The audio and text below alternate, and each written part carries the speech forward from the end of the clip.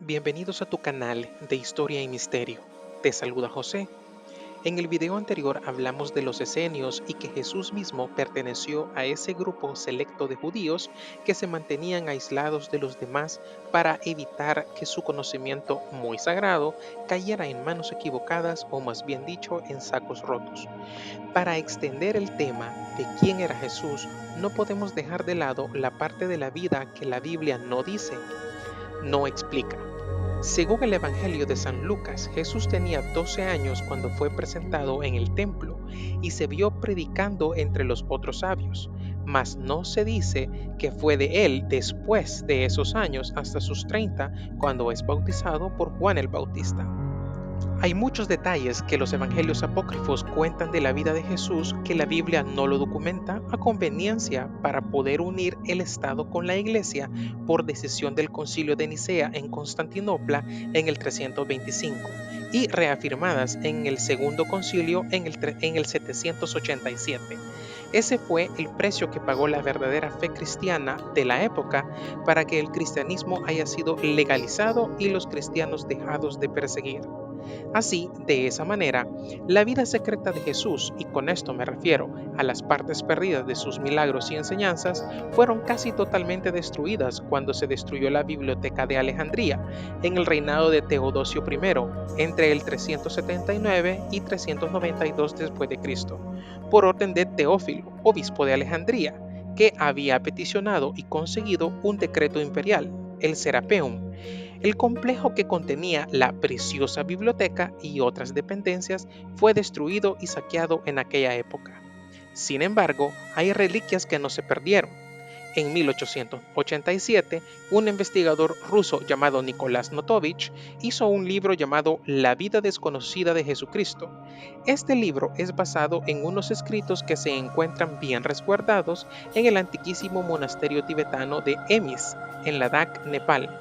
Estos escritos están en el antiguo idioma pali y que fueron posteriormente traducidos al idioma tibetano para luego traducirse a otros idiomas. Estos escritos hablan de la vida de un santo que hizo muchos milagros que los budistas conocen como Isa.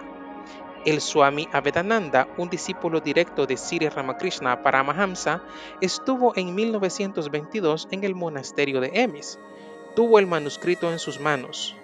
El relato lo cuenta en su libro Viaje de Swami Avedananda a Cachemira y Tíbet, publicado por el Ramakrishna Vedanta Math de Calcuta.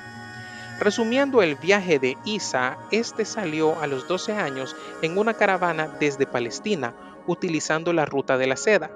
Basado en la religión judía, Isa ya tenía edad, o sea, 12 años, para casarse, pero como ese no era su destino, tomó otro rumbo y este viajó y llegó al Sindh, situado en el valle del río Indo, en lo que hoy es Pakistán, para estudiar las leyes con los grandes budas. Ahí ya tenía 14 años. Luego llegó a Palitana, en el Gujarat, la India, donde encontró a los seguidores de la religión Jain, y así fue como estudió con los Jainas en sus templos. Esta religión pregona una vía salvadora filosófica, no centrada en el culto de ningún dios. Su práctica es la de realizar esfuerzos para encaminar al alma a la conciencia hacia un estado divino y de liberación. Aquel que vence a sus enemigos interiores y alcanza el estado superior pasa a ser denominado vencedor o conquistador o Jaina. El estado más elevado se conoce como Siddha, en donde la mente guarda absoluto silencio y todo es solo la voluntad del Padre. Después viajó a Jagannath, en Odisha. Ahí estuvo estudiando los Vedas Upanishads con los brahmanes.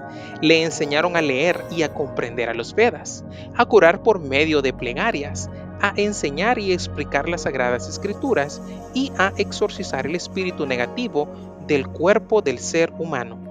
Los Vedas, cuyo significado literal es conocimiento en sánscrito, son los 4 textos más antiguos de la literatura india y la base de la religión védica, que fue previa a la religión hinduista. El más antiguo de los 4, el Rig Veda, fue compuesto oralmente en sánscrito a mediados del segundo milenio antes de Cristo. La cultura védica está basada en castas y es por eso que aún en tiempos actuales en la India la sociedad se divide de esa forma. Según los escritos, pasó 6 años estudiando las escrituras en las ciudades santas de Jagannath y Benares, la ciudad de los 1000 templos. El Swami Sivananda decía que Jesucristo fue un gran yogi. Él explicaba que Jesucristo había sido un adepto de la ciencia oculta del Raja Yoga, que es la ciencia clásica de la meditación, y gracias a esta práctica, los milagros que realizó fueron los resultados de los poderes que desarrolla un gran yogi cuando va despertando los chakras. Estos poderes son llamados por algunos estudiosos como psiquis y permiten el control sobre la naturaleza tanto externa como interna. Se tiene el control sobre los elementos, la vida y la muerte, y así es como se pueden explicar los poderes de Jesús. En conclusión, según el Swami Sivananda, Jesús el Cristo llegó al más alto nivel de la perfección yogi. Vivió en armonía con los Shudras, una de las castas inferiores basado en los Vedas, y denunció enérgicamente las doctrinas que le daban el poder a otras castas de despojar de los derechos humanos a las castas inferiores. En otras palabras, Jesús ya era revolucionario del sistema antes de llegar a predicar a Palestina. Según los escritos, él decía: Dios el Padre ha establecido que ama a todos sus hijos y no hay diferencias para él. Se ha dado una sola ley al hombre para guiarlo en sus acciones: tener solo a Dios, doblar la rodilla solo ante Él y ofrendar solo a Él, no adorar a los ídolos, no escuchar escrituras donde se ha pervertido la verdad, no se crean superiores a los demás, no humillar a los vecinos, ayudar a los pobres, sostener a los débiles, no hacer el mal a nadie. Los sacerdotes brahmanes y los guerreros, al escuchar el discurso de Isa a los Shudras, decidieron su muerte, y es así como Isa decide irse al Himalaya, donde viven los discípulos de Gautama el Buda, y se dedicó a estudiar sus textos sagrados, ya que ahí había aprendido el idioma Pali. Ahí en el Himalaya, el país de los Gautímides, seguidores de Buda, aprendió a dominar las enseñanzas y prácticas de Siddhartha Gautama.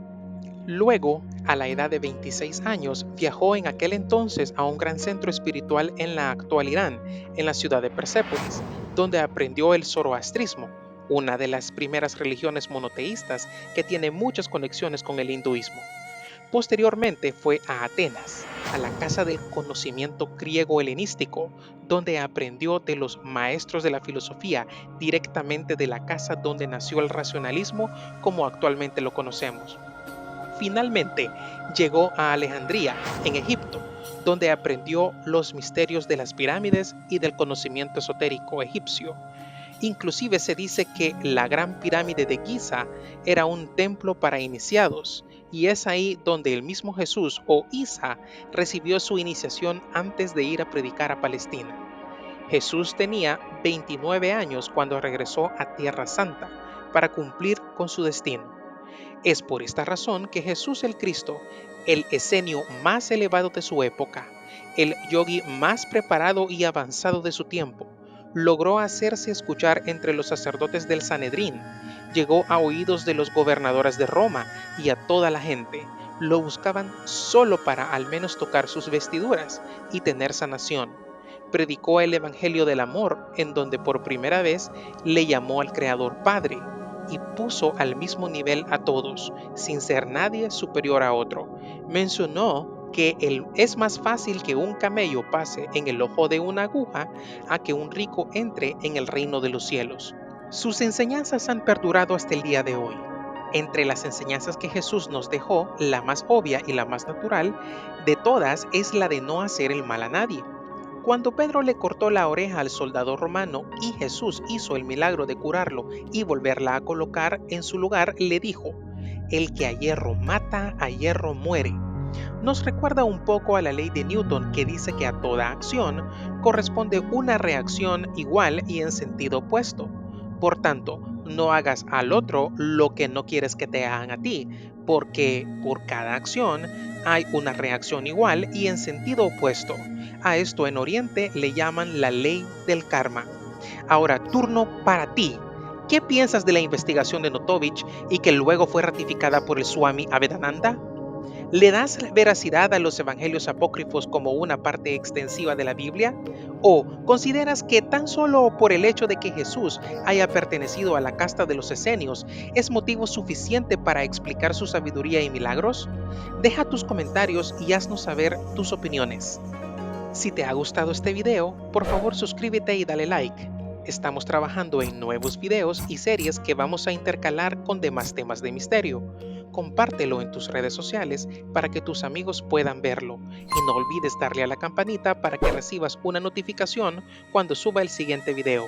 Mi nombre es José. Hasta pronto.